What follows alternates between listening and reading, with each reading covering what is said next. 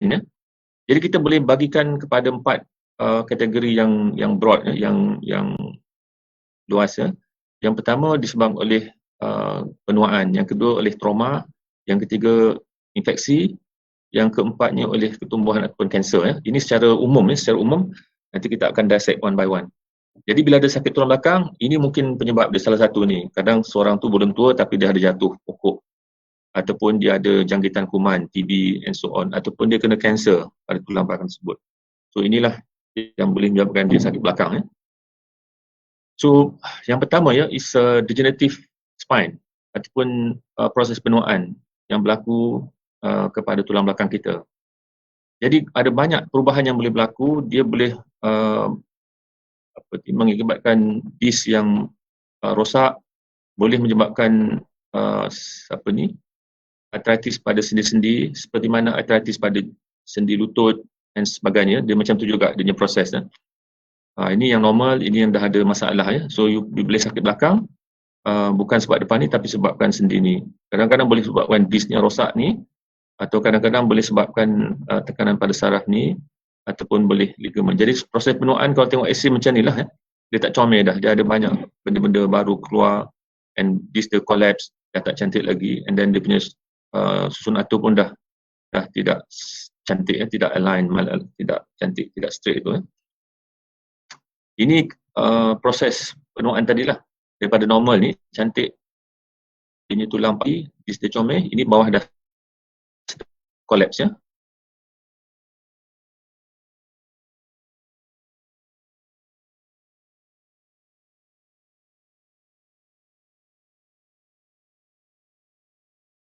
Akan pastikan apakah benda yang berlaku pada tulang belakang ni sebelum kita ambil tindakan lanjut untuk perawatan.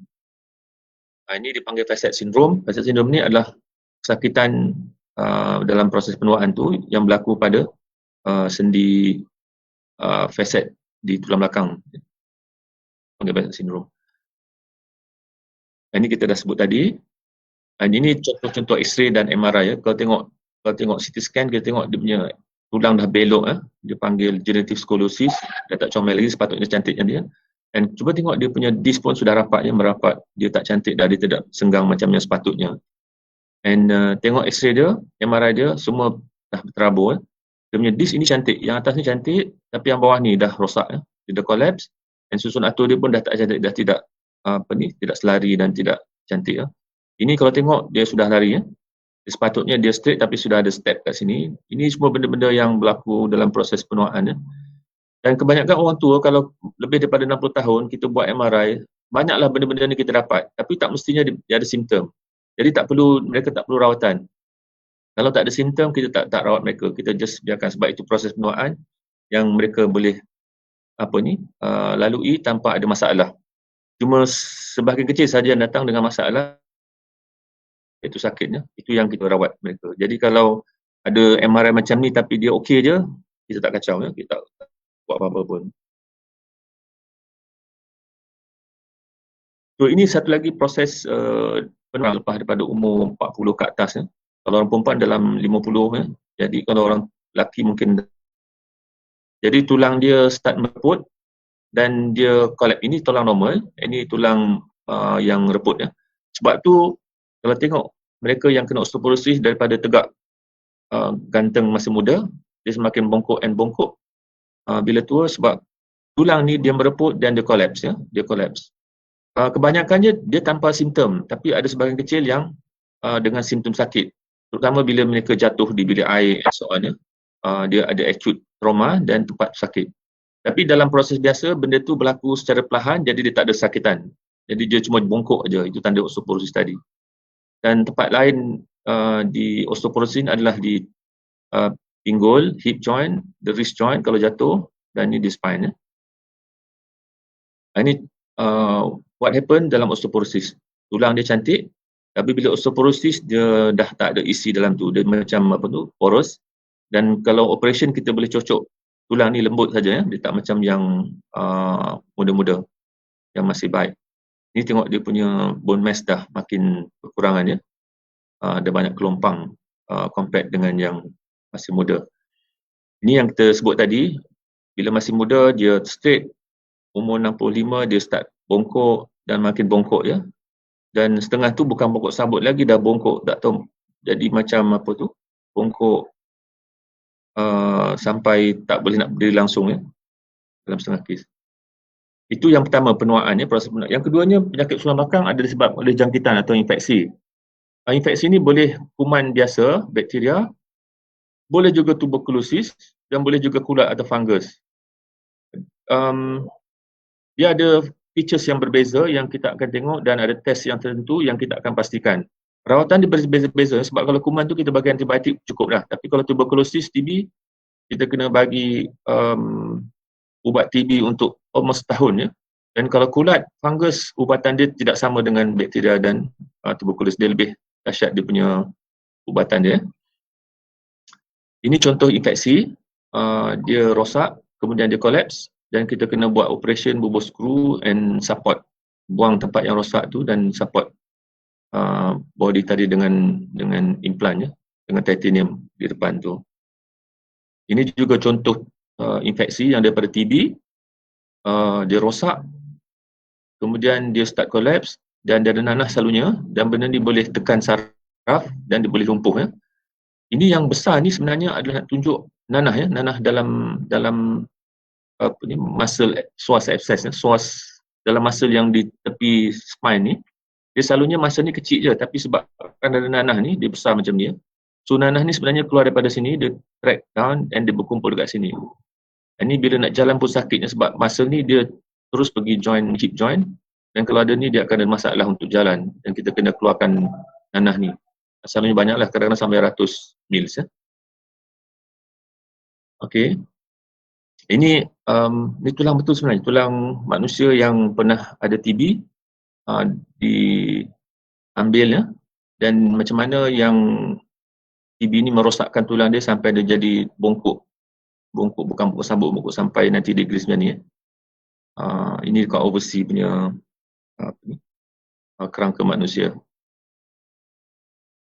Okay, next one is kanser tulang belakang. Jadi yang pertamanya penuaan, yang keduanya infeksi, yang ketiganya kanser tulang belakang. Ini pun boleh menyebabkan sakit tulang belakang ya.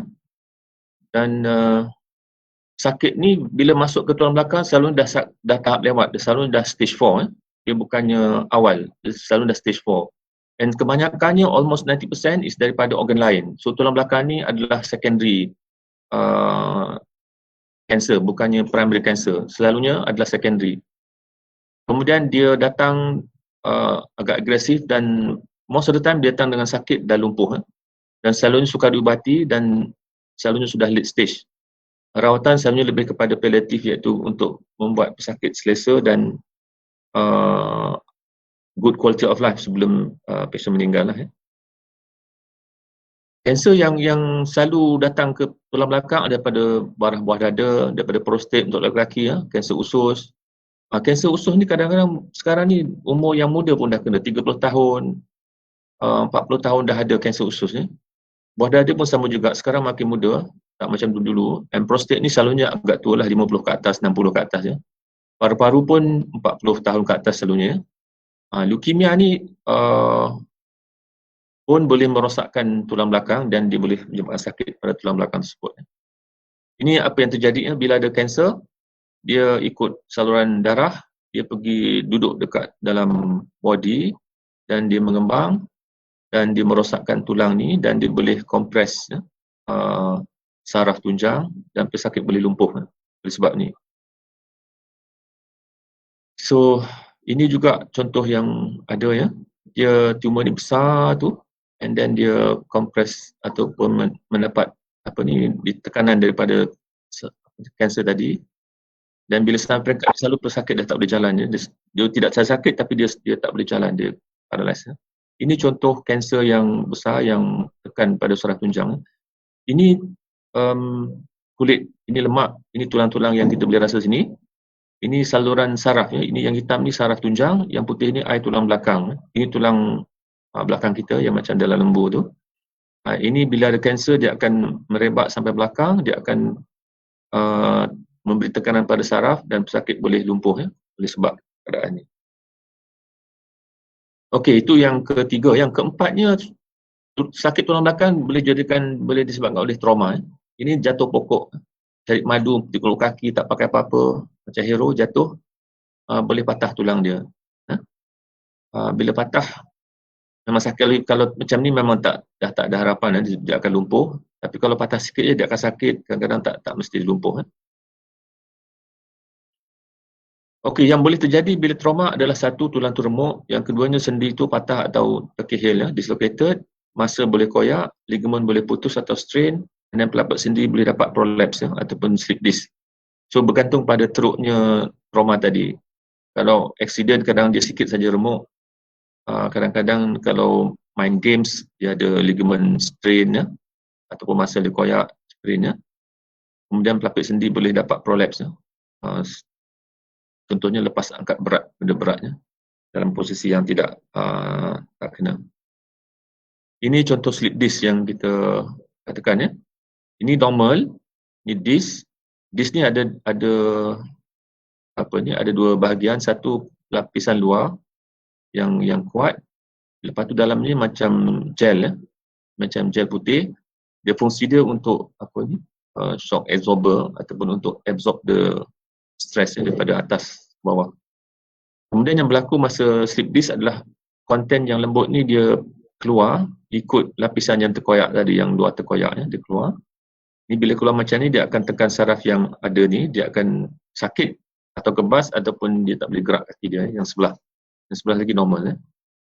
Dan ini yang berlaku bila konten tadi keluar keseluruhannya dan menekan saraf yang keluar tadi. Ini contoh MRI untuk slip disc ataupun disc prolapse. Ini normal. Ini keluar sikit, ini keluar banyak. So the content ni dia keluar ke belakang and dia akan kompres saraf ni. So bila kompres saraf depend on the level. Kalau level bawah ni selalu akan ganggu persarafan di tapak kaki. Maknanya dia akan sakit daripada bahagian punggung sampai ke kaki, tapak kaki. Tapi kalau di sini dia mungkin dapat kebas atau sakit sampai ke bahagian cuff, kita panggil cuff of the foot dan kura kaki tadi. Ini yang teruk dia keluar. Ini presentasi typical slip disc. Dia sakit belakang, kemudian ada sakit yang ke bawah, dipanggil shooting pain down to the foot or to the cuff tadi. Ini typical. Jadi dia sakit belakang, lepas tu tak boleh jalan. Dia kata sakit tu menyocok sampai ke bahagian kaki dia. Okey, itu trauma. Kemudian yang seterusnya adalah arthritis, sendi. Kita sekarang sudah jumpa kes-kes di mana gout memberi masalah kepada sendi di bahagian spine. Dulu tak pernah jumpa, tapi lately kita nampak, bila kita operate tu nampak keputihan garam gout tadi, garam uric acid di permukaan sendi pada tulang belakang. Jadi kesakitan tu sebabkan oleh gout. Jadi kalau gout tak kontrol, tak makan ubat, dan ini dia boleh mendak di semua sendi yang ada di tubuh kita, di kaki, dan sekarang ni kita jumpa banyak di tulang belakang juga. Kemudian kerosakan sendi juga berlaku di sendi-sendi di tulang belakang macam yang berlaku di lutut, ataupun dia juga boleh sebagai satu manifestasi sakit sendi sistemik macam rheumatoid arthritis and so on. Jadi kadang-kadang tempat lain tak ada sakit lagi tapi dia start daripada belakang. So ini kita akan cek buat pemeriksaan darah untuk tentukan masalah ni. So gout, rheumatoid arthritis, kita boleh cek darah untuk pastikan masalah sakit belakang yang berkaitan dengan dua benda ni. Ini yang kita sebut tadi, ini sendi di tulang belakang yang dia punya kerosakan boleh saja macam sendi di tempat lain, macam di sendi di lutut and so on. So dia boleh dapat arthritis, dia boleh dapat gout, dia boleh dapat rheumatoid arthritis, dan ini semua boleh menyebabkan sakit pada tulang belakang kita. So bukan saja slip disc yang sebab sakit belakang, tapi ini pun boleh jadi sakit belakang.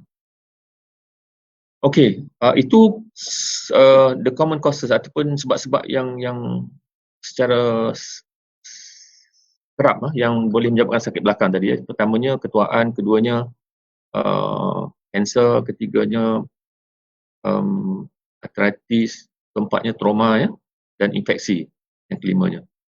Itu kita bincang. Kemudian next step, kita nak faham bahawa sakit belakang ni ada juga kaitannya dengan penglibatan sistem saraf, sebab spine dan saraf ni berpisah tiada, dia dekat-dekat je kan. Kalau satu bermasalah, selalunya dia akan melibatkan yang satu lagi. Jadi fungsi tulang belakang adalah sebagai pelindung saraf dan dia akan terganggu bila struktur spine tu rosak teruk. So dalam keadaan yang serius, pesakit akan mengalami kebas, lemah anggota dan lumpuh. Jadi kalau bahagian spine bahagian lambar, yang akan terlibat adalah kaki. Kalau spine bahagian leher, dia akan terlibat adalah tangan dan kaki as well.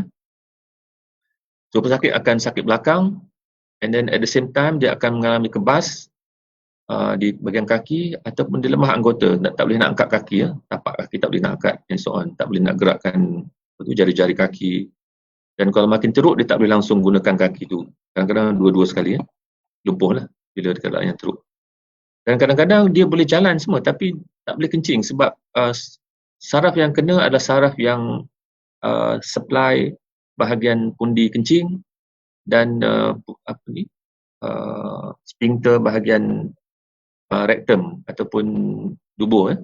Jadi kalau dia localize kepada saraf yang supply bahagian ni, dia boleh jalan semua tapi dia tak boleh kencing, lepas tu tak boleh nak kontrol dia punya buang air besar, dia keluar gitu je. Itu masalah. Dan another issue is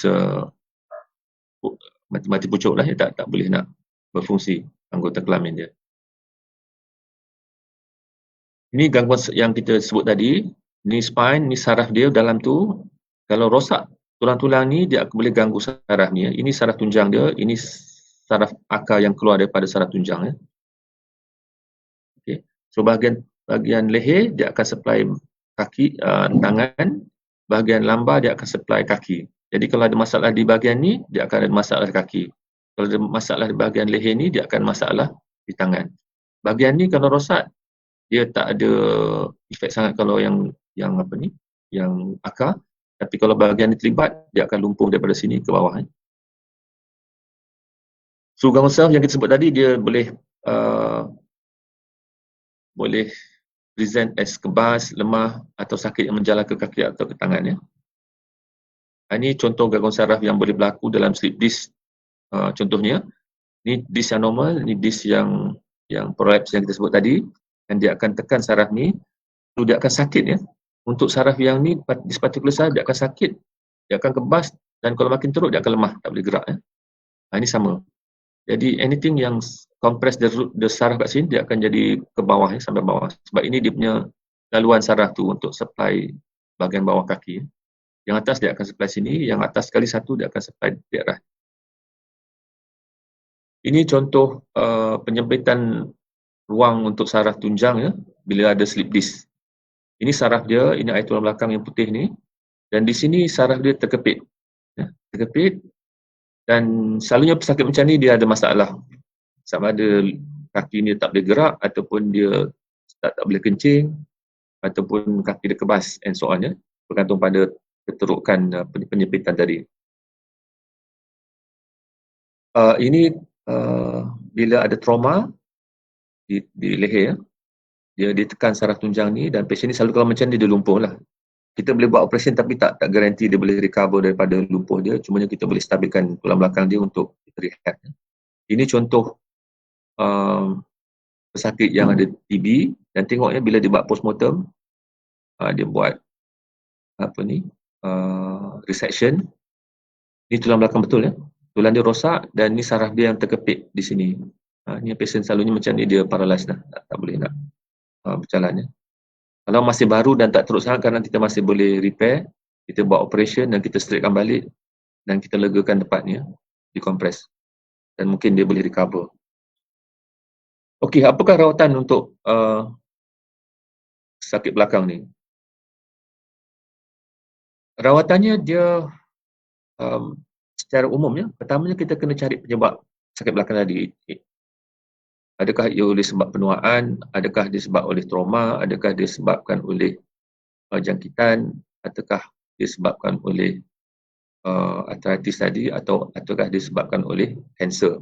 Ya, kita kena cari salah satu sebab. Itu yang step pertama.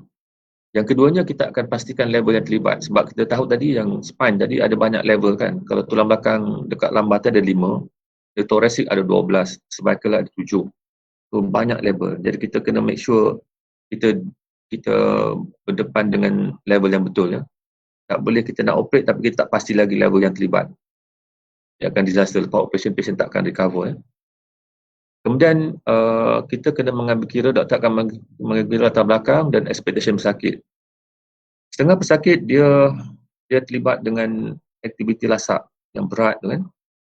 And dia tak boleh survive kalau kita tak settlekan masalah dia. Setengah pesakit dia just desk job yang tak perlu lasak. Jadi mungkin approach dia agak ringan, perlu dengan ubat, fisioterapi dan sakit tu berkurangan dan dia boleh teruskan kehidupan dia dengan kerja-kerja desk job dia. Tapi setengah pesakit yang perlu aktif, mungkin kita kena buat something yang agak agresif untuk kita settlekan masalah dia. Yang pertama. Yang kedua, expectation pesakit. Setengah pesakit dia punya threshold untuk sakit tu tinggi. Sakit sikit-sikit ni dia boleh tahan, tak ada apa. Tapi setengah orang sakit sikit dia macam nak mati sakit dia kan, dia rasa saya tak tahan dah. Jadi untuk MRI yang sama, dari 3 pesakit yang berbeza, rawatan dia akan berbeza, dia tak sama. Setengah pesakit dalam keadaan MRI yang teruk tu dia kata saya okey doktor, sakit sikit saya boleh tahan, boleh off. Okay. Setengah tu dia kata saya macam nak mati doktor, tak tahan. Itu kita rawat lah. So depend ya. Kemudian last one, kita pastikan adakah sistem saraf terlibat atau adakah dia cuma melibatkan sistem tulang, muscle, ligamen atau sendi saja, ataupun sekarang dia sudah melibatkan sistem saraf. Jadi ini benda yang kita tengok bila kita merawat pesakit. Doktor akan tengok benda-benda ni bila kita merawat pesakit. Cari sebab dia, pastikan level dia, ambil kira latar belakang dan expectation pesakit dan memastikan sama ada saraf terlibat atau tidak ya. Jadi pada sini kita akan ambil rumusan dan kita akan rawat pesakit mengikut yang sepatutnya. Okey, untuk yang pertama tadi kita kena cari punca penyebab. Yang selalu kita buat adalah X-ray ataupun CT scan atau MRI dan ujian darah. Ini bergantung pada apa yang kita suspect lah. Sebab bila pesakit datang, kita interview, kita roughly kita dah tahu apakah lebih kurang masalah dia dan kita akan minta salah satu atau semua, kadang-kadang minta semua bergantung pada keadaan dia. Ada setengah tu cukup dengan X-ray, ada setengah tu kita minta MRI, ada setengah tu minta CT scan. So dari orang ke orang dia takkan sama ya. Tapi majoriti pesakit sekarang yang datang pada kita adalah sebab sleep disk and so on. Dan selalunya kita akan minta X-ray dan kemudian kita akan minta MRI ya. Tapi kalau ada trauma, ada kanser, selalunya kita akan minta CT scan juga. So X-ray dengan CT scan ni kita selalunya boleh tengok tulang, tapi tak boleh tengok soft tissue. MRI kita minta sebab kita nak tengok saraf dia, nak tengok muscle dia, nak ligamen dia, semua tu yang takkan boleh kita tengok CT scan dan X-ray. Kemudian ujian darah ni perlu untuk kita tengoklah macam yang rheumatoid arthritis, parah, jangkitan kuman and so on ya. Jadi ujian darah ni penting untuk kita confirmkan 2-3 perkara yang kita suspect tadi. So ini benda yang secara umumnya yang kita akan minta ya pada pesakit untuk dibuat ya bila dia datang dengan sakit belakang. Tapi tak semua patient yang datang kita akan buat ni. Kadang-kadang untuk appointment pertama kita just bagi ubat terus ya dengan fisioterapi sebab roughly kita tahu dah benda ni bukan benda serius dan kalau buat X-ray pun tak akan nampak apa-apa. Kalau buat CT MRI pun habiskan duit je. Jadi untuk dan kita tahu 80% of the population dia akan recover ya tanpa perubatan yang agresif. Jadi kadang-kadang untuk appointment pertama kita tak buat benda-benda ni pun ya. Dan kita bagi ubat dan settle. Pak Fisio dia kata saya okey dah doktor. Tak payah buat apa ya. So about 20% of pesakit tadi yang kita akan proceed dengan benda-benda ni ya. Sebab selalunya mereka jadi kronik dan jadi teruk. Dan untuk pesakit yang kita suspect ada infection dengan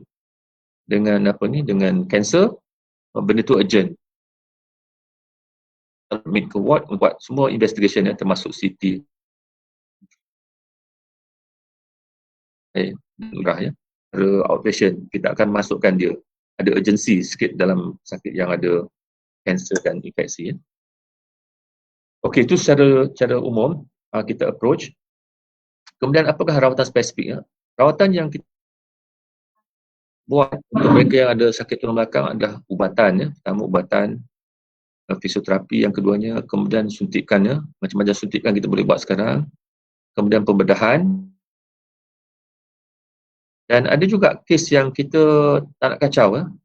Dia punya expectation, dia punya sakit belakang tu lain macam. Jadi kadang-kadang kita hantar kat rawatan tradisional untuk buat akupuncture ke, buat massage ke. Sebab certain case tu kita, kalau kita usik kadang-kadang lebih banyak mudarat daripada baiknya. Jadi kadang-kadang kita try dulu benda-benda yang lain dan kita campur dengan rawatan tradisional. Dan selalunya ada kes yang settle dengan benda ni. Jadi tak payah kita nak buat operation, tak payah nak suntikan semuanya. Satu. Yang keduanya, ada keadaan di mana dia punya masalah tu terlalu masif, ekstensif pada atas sampai bawah. Jadi kita tak tahu mana satu kita nak tackle. Semua ada masalah. Di dalam keadaan tu kita tak boleh nak buat operation, tak sesuai. Tak boleh nak buat satu operasi satu tulang belakang daripada atas sampai bawah. Jadi untuk kes-kes macam ni selalunya kita cuba maksimumkan ubatan, fisioterapi, suntikan dan kita tambah dengan rawatan tradisional. Di hospital kerajaan sekarang kita ada tukang urut yang profesional dan akupuncture yang selalu kadang kita refer juga kepada mereka ni sebab mereka well trained untuk buat benda-benda ni. So dia bukan bomoh luar yang tak ada training, dia memang properly trained, dia tahu anatomi and dia akan buat sebagaimana yang kita arahkan kepada mereka. Itu di hospital kerajaan, macam di Kelantan ni HFBZ ada rawatan massage dan ada rawatan akupuncture di hospital HFBZ. Di KPJ kita ada lagi, kita ada fisioterapi. So tak ada bomoh masuk KPJ lagi. Okey, sekarang first part is pembedahan. Kita follow back pain yang kita sebut tadi kita ada ubat, so-called painkiller lah kalau public sebutnya painkiller. Sebenarnya so-called painkiller ni bukannya untuk tahan sakit je. Ubat ni sebenarnya juga dia berfungsi untuk suppress the inflammation dan mengubat bukan saja sakit tapi dia akan menyelesaikan masalah terus hilang. So bukan saja painkiller, banyak pesakit yang saya tak nak painkiller, doktor nak buat apa. Bukan, ni benda ni kadang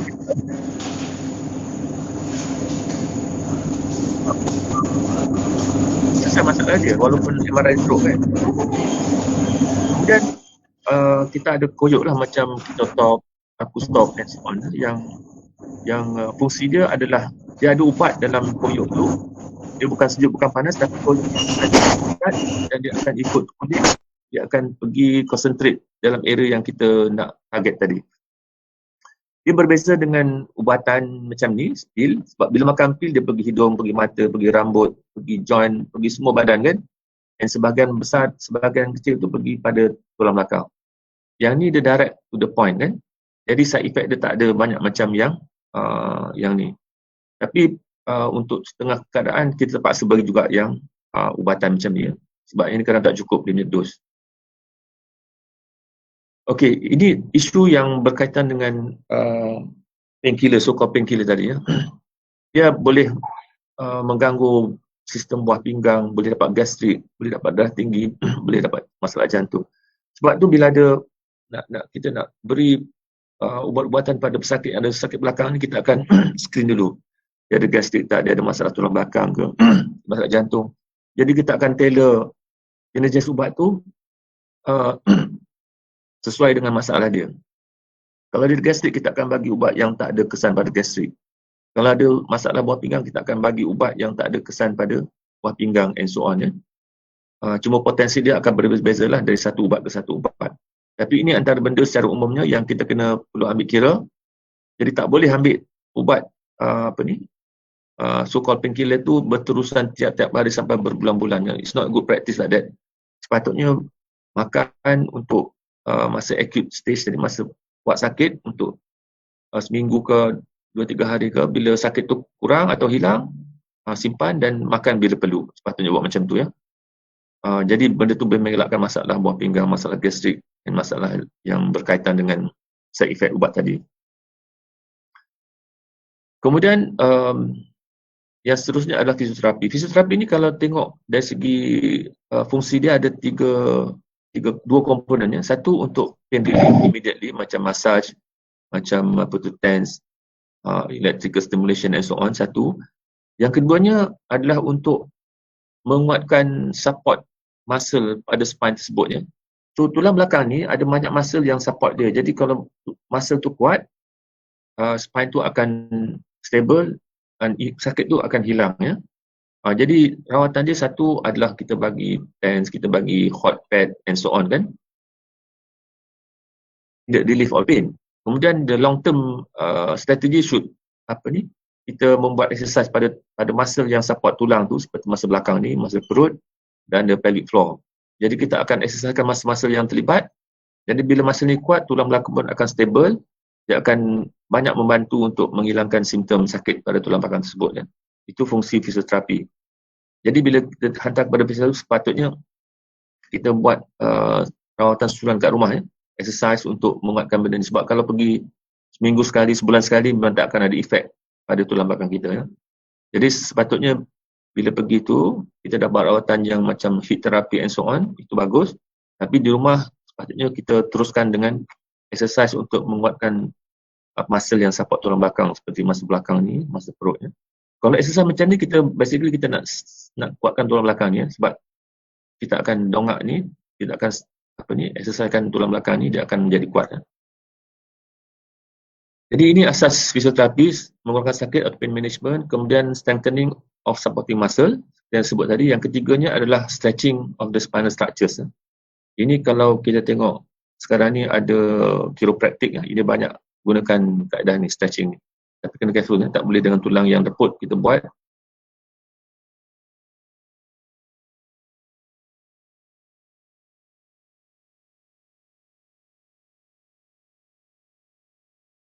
Leave the pain because hot pad ni dia akan dilate the vessel kan, vessel mengembang, dia akan clearkan all the pain factor daripada area tu dengan cepatnya, so sakit tu akan hilang. Kemudian muscle tu akan relax ya, tidak tegang, dan itu banyak membantu mengurangkan kesakitan pada belakang tersebut. So benda-benda macam ni untuk sakit belakang yang tidak serius agak berguna ya, agak berguna. Ini satu lagi kaedah yang kita boleh buat ya, untuk gunakan lumbar brace. Cuma lumbar brace tidak sepatutnya dipakai untuk jangka masa yang terlalu lama ya. Mungkin untuk seminggu, 2 minggu cukup. Kalau terlalu lama nanti masa kita akan jadi malas ya. Masa yang sepatutnya bekerja untuk support ditolong oleh brace ni. Jadi tulang belakang akan jadi unstable, dia akan jadi sakit balik ya. So gunakan ni untuk masa sakit saja, acute, untuk dalam seminggu, 2 minggu, kemudian lepaskan. Dan ini contoh-contoh exercise yang kita boleh buat. Kalau Google dalam internet, kita akan banyak dapat contoh-contoh back pain exercise. Buat dan cari mana yang sesuai untuk kita, sebab tak semua yang ditunjukkan itu sesuai untuk kita. Ada yang akan menambah kuat sakitnya, tapi kalau yang kuat sakit itu kita tinggalkan dan kita buat benda yang bila buat dia banyak membantu mengurangkan kesakitan kita. So my advice is, cuba tengok Google tu dan tengok contoh-contoh package of low back pain exercise yang boleh kita buat di rumah. Semakin banyak, semakin kerap kita buat, semakin baik, dan benda tu kadang tak perlu rawatan yang lebih agresif daripada doktor. Ini rawatan lain ya. Sekarang ni, dulu tak ada macam ni, sekarang kita banyak option ya. Maknanya sebelum operation tu kita ada banyak lagi option yang kita boleh buat untuk mengurangkan sakit. Contoh-contoh sini lah, kita buat injection di sendi atau the disc macam ni. Ini boleh bentuk dalam injection, boleh bentuk dalam RF atau dalam bentuk laser ya. Bergantung pada keadaan disc tersebut, pada nerve dan pada joint yang terlibat. Ini contoh RF treatment ya. Kita inject needle dan kita bagi pulse untuk memanaskan ataupun untuk mengubah struktur disc tadi ataupun sendi, ataupun kadang-kadang kita kerat dengan dengan heat tadi, saraf yang supply the pain kepada badan kita. Jadi bila tak ada saraf ni, tak ada lori pembawa, tak adalah sakit kan, sebab dia sakit tu dirasa bila ada saraf ni. Jadi bila saraf ni kita kerat sikit ya, bukan semua ya, ni hanya untuk saraf yang bawa sakit tadi ya, pulse ataupun apa tu, dia sakit tadi ke otak kita. Jadi bila kita kerat benda tu, dia akan hilang sakit dia. Cuma masalahnya benda ni temporary. After some time, saraf ni akan tumbuh balik. Jadi after 3 months, 6 months, dia akan normal balik. Dan masa tu kalau sakit tu tak, masalah tu tidak hilang, patologi tak hilang, dia akan sakit balik. So benda ni selalu temporary. Kita sebut temporary by 3 to 6 months. Sebab tu perlu di follow up dengan ubat, dengan fisioterapi untuk kesan yang berterusan ya, dan tidak temporary. Ini contoh yang RF treatment juga ya, yang boleh kita buat. Kita inject dalam disk kita dan kita panaskan sampai 60 atau 80 degree. Dan benda ni bila dipanaskan dalam suhu yang tinggi, dia akan mengganggu saraf yang membawa sakit tadi. Jadi bila tak ada saraf ni mati, tak ada sakit lah. Again, benda ni temporary ya, tidak permanent. Kalau nasib baik, kadang lepas buat ni hilang terus, tapi majority dia akan datang balik lah. Tapi tidak dalam intensity yang sama sebelum dibuat. Ya. Ini contoh kita buat bawah X-ray, di-inject masuk dalam dan kita bagi modulation RF tadi. Okey, untuk setengah kes macam osteoporosis ya, bila tulang tu renyuk, kadang kita tak perlu nak operate besar-besar, bubuh skru apa semua. Cukup dengan kita inject simen dalam tu. Ini special simen lah, bukan simen buat rumah tu ya, simen special. Kita inject dan simen tu ada macam balloon yang boleh kita kembangkan, dan tempat kosong ni kita akan inject dengan simen. Dan kita boleh dapatkan balik rupa bentuk yang telah kemek tadi, yang penyek tadi ya. Dan dia akan back to normal, almost normal. Ini satu. Yang keduanya, dia akan relieve the pain immediately. Selalunya bila kita buat ni, waktu pagi, petang tu dia boleh jalan dah. Yang sakit tak ada. Ini dalam majority of cases kita dapat buat. Dan prosedur ni kita boleh buat dengan injection saja, tak perlu buat operation, tak perlu ada jahit semua. Cuma use, tak khabar, lepas tu kita inject masuk dalam ni, dalam X-ray, dan kita buat prosedur. Pagi buat, petang tu kadang kita boleh discharge dia. Jadi tak perlu operasi yang besar-besar untuk kes osteoporosis. Ini contoh ni renyuk, dan ni kita bubuh simen di depan untuk menguatkan dia balik, dan setengah tu kita bubuh skru.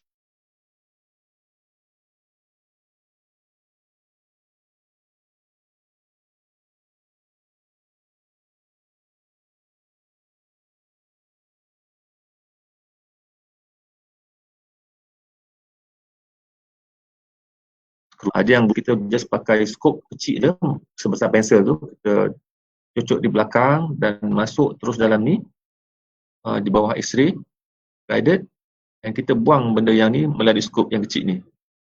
Dan luka dia cuma semua suture je, satu jahitan, atau kadang tak payah jahit pun ya.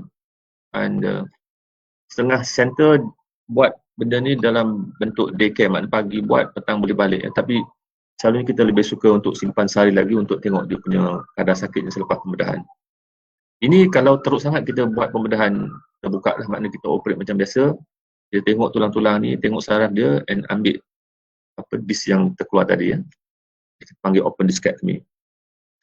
Ini selepas pembedahan dia makan masa sikit lah untuk recover, 2 weeks untuk luka dia baik, dan ada 1 week or 2 weeks untuk dia selesa dengan keadaan dia. Ini contoh disc prolapse yang kita buat ya. Ini normal, ini disc prolapse. Ini operation yang kita buat. Just buang sedikit bertulang yang menutupi kawasan ni, kita buka kecil je, kemudian kita ambil yang keluar tadi. Kita ambil semua, kita ambil yang keluar tadi saja cukup. Yang ni kita ambil yang ni je, yang lain tu kita biarkan. So risiko pembedahan ni adalah dia boleh ada recurrence, maknanya yang baki yang ada tadi tu kadang dia boleh keluar balik ya. Itu saja masalah dia bila kita buat macam ni. Tapi kita tak boleh nak ambil semua sebab benda ni perlu untuk struktur spine tadi. Jadi kita tak boleh nak ambil semua, jadi kita ambil sikit. Dan sebab tu kita suruh pesakit rehat sekejap ya, untuk pastikan lubang ni tertutup ya, baik dalam 3 minggu itu, baru dia boleh back to normal life ya, slowly. Ini pembedahan untuk pesakit yang ada trauma, fracture tadi, ataupun ada jangkitan kuman dan kanser, dan kita buang tempat yang bermasalah, kita letakkan spacer yang bertitanium yang kita support dengan skru di belakang tu. Ini another operation. Ini operation dulu yang kita buat, tapi sekarang kita tak buat sebab sendi yang rosak tadi, disk yang rosak tadi kita buang dan kita ganti dengan artificial disk.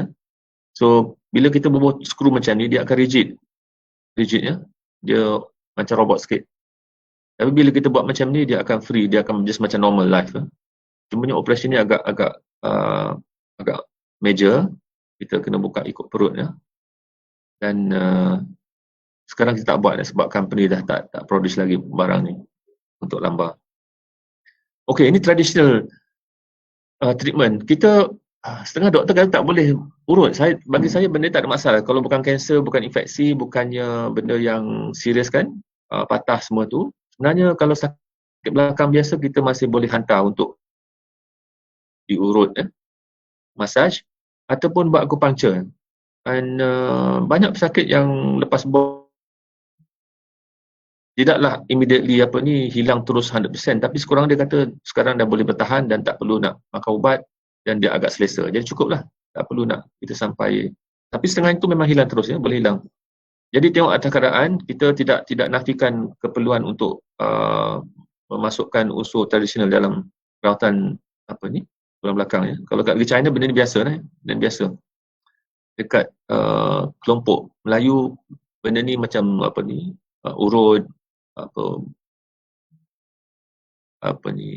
tungku and so on. Itu just macam hot pad. Jadi benda-benda tu masih boleh diguna pakai untuk sebagai salah satu kaedah rawatan sakit belakang.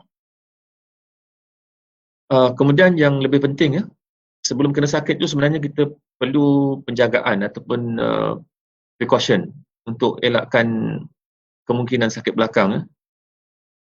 Seperti cara kita duduk, cara angkat yang betul untuk angkat berat, jaga berat badan, kemudian buat senaman untuk mengangkat otot sekitar tulang belakang dan melakukan stretching, regangan yang sesuai.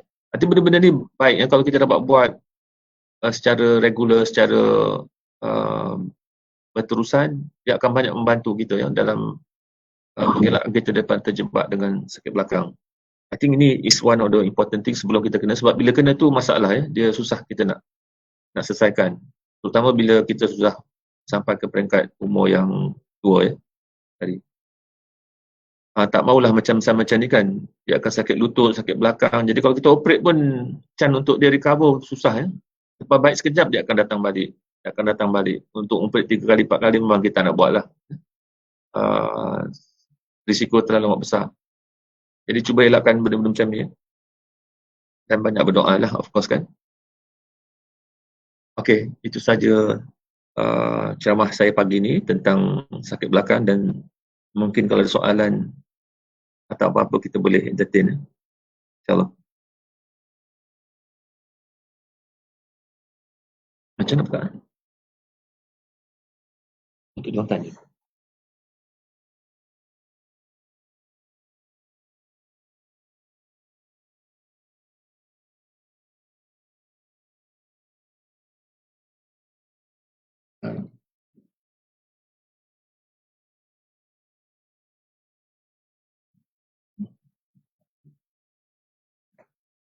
Okey, ada soalan sini boleh ke macam mana? Chiropraktik boleh ke doktor? Saya tak chiropraktik is satu disiplin yang berbeza daripada kita orang Jadi kita orang tidak ada training dalam ni. So agak unfair untuk bagi komen kepada benda yang kita tak berapa mahir kan. Basically kalau di Australia sana dulu, masa saya duduk sana, chiropraktik ni kalau nak practice chiropraktik you kena ada degree in chiropraktik. And usually ini second degree, you ada satu degree lain, kemudian masuk degree untuk buat chiropraktik, you are properly trained. So kalau ni dia tahu anatomi, dia tahu fisiologi, dia tahu struktur tulang belakang tu. Jadi lawatan tu akan akan proper. Tapi di Malaysia saya tak pasti. Ada yang pseudo, ada yang betul. Nombor satu. Nombor dua, setengah keadaan macam infeksi, macam kanser, macam osteoporosis, benda-benda macam ni you shouldn't touch Chiropraktik tak sepatutnya usik benda-benda macam ni sebab dia lebih banyak bahaya. Tapi kalau setakat macam sakit belakang, sprain lepas exercise, lepas main sport, itu saya rasa tak ada masalah ya. Okay, kemudian my question will be, how a person will be facing some sort of back pain problem? What is the best method technique? Nanti bukan apa-apa. Memang overweight ni dia punya lebih banyak dekat belakang.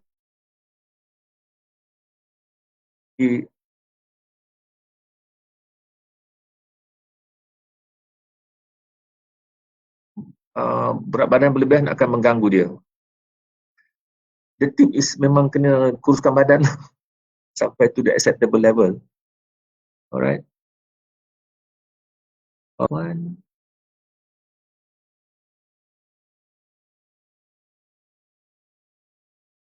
Ada tak soalan? Hazwani, bila pregnancy mother, back pain adakah disebabkan hormon semasa pregnant and boleh continue after birth? Ya, secara umumnya macam tu. Bila orang tu ada sakit belakang, kemudian dia pregnant, terutama masa third trimester, dekat-dekat nak bersalin tu, dia punya hormon, ada hormon relaxin. Hormon relaxin ni akan looskan semua sendi, termasuk sendi-sendi di tulang belakang. Dia bukan sahaja sendi dekat bahagian apa tu, bahagian pelvic ya, sebab kepala baby nak keluar, dia certain bone kena loose kan, jadi kepala baby boleh turun. Tapi sendi lain pun terlibat. Jadi bila kita dah ada sakit belakang, benda ni akan makin teruk ya. Dan hormon ni lepas 2 minggu daripada lepas bersalin dia akan hilang ya. Dia akan hilang, jadi sepatutnya dia akan back to normal. Tapi ada juga kes yang lepas bersalin pun sakit tu masih continue atas masalah. Jadi cumanya agak tricky lah kalau orang tu ada sakit belakang, boleh tak saya pregnant? Selalu soal agak saya lah. Saya tengok keadaan. Kalau pesakit tu memang desperate untuk dapat anak, tak pernah ada anak kan, saya rasa kadang-kadang cuba control the back pain sebelum pregnant tu, and then doa, kena harap dia tak dapat masalah masa pregnancy. Tapi kalau ada sakit belakang pun, maybe kita akan bantu dia supaya dia boleh sampai peringkat dia bersalin, ataupun kita buat scissor ya, masa nak bersalin tersebut ya. Jadi untuk jawapan ni, secara umumnya bila sakit belakang kita tak galakkan untuk pregnant lah secara umumnya.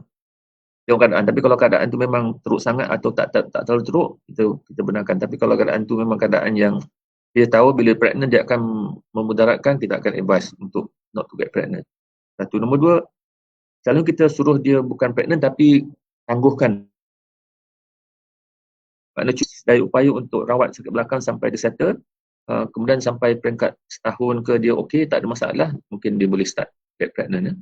Dan tidak get pregnant masa dia tengah sakit lagi. Okey, yang ketiga Rohani Daud ya. Salam doktor, apakah saraf tunjang ini di masa usia apakah saraf tunjang ini di masa usia tua nanti risiko lumpuh? Sama ada lumpuh ke tidak, dia bergantung pada keterukan masalah tulang belakang tersebut. Kalau masalah tu teruk sangat sampai dia kompres, dia tak satu pun dia masalah tapi kalau dia tidak teruk sangat, bila ni masalahnya dia punya proses penuaan tadi, degenerative changes tadi akan go on. Jadi dia akan makin teruk dan saraf tunjang tu boleh ditekan dengan lebih teruk bila usia makin banyak tapi tidak semesti macam tu Kebanyakannya mungkin ya, tapi tidak semesti macam tu. Kadang-kadang yang masih muda pun dia boleh makin teruk bila patologi ataupun keadaan yang menekan saraf agak teruk Okey. So jawapan saya, tidak mesti usia tua akan menterukkan keadaan, tengok keadaan sebab sakit tadi. Kalau kanser dengan infeksi, tak tunggu tua dia akan boleh risiko lumpuh walaupun dia masih muda. Another thing is, good thing about spine ni, dia tidak selalu, kalau nak lumpuh pun, kalau proses penuaan tadi dia tidak immediate dia selalunya slow and steady, and kita sempat tangkap dia sebelum dia lumpuh. Okay, tapi kalau macam infeksi dan kanser, kadang tak sempat kita kejar dia lumpuh sebelum kita ready untuk itu. Ada lain soalan ke?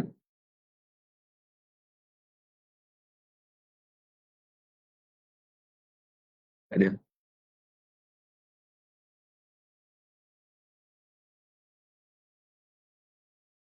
Ada lagi di bawah ni. Zainul. Ini our sister veteran.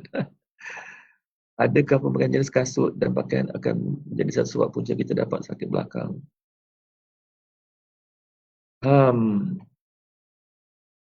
Kasut ni lebih kepada sendi lutut lah sebenarnya. Kalau kasut tu keras kan, dia punya insole tak lembut, dia selalu menyebabkan sendi lutut sakit. Satu. Ataupun kita punya sacroiliac joint. Okey. Cumanya kalau certain profession macam askar ke polis ke, dia matching atau dia berkawat. Jadi kalau kasut tu keras, memang dia boleh ada kesan dekat tulang belakang dia, bahagian bawah dengan dia punya sacroiliac joint. Itu yang saya boleh tengok yang saya pernah jumpa lah. Tapi kalau indirect cause, kasut tak ada kaitan dia punya efek tidak direct pada tulang belakang, dia lebih pada lutut. Kemudian pakaian tak jadi masalah sebenarnya, tak ada sebab ke belakang.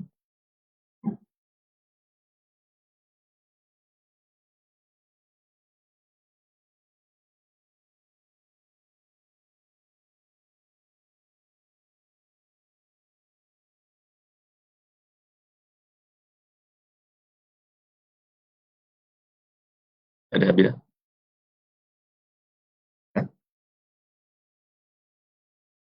Ada. Okey, saya rasa masa telah sampai pukul 11. Jadi mungkin kita akan tamatkan sesi perbincangan kita pagi ini. Terima kasih kepada mereka yang join, dan jika ada apa persoalan boleh direct kepada saya later on. Thank you, Mr. Ahmad. Thank you. Thanks. Ada link kan? Boleh contact.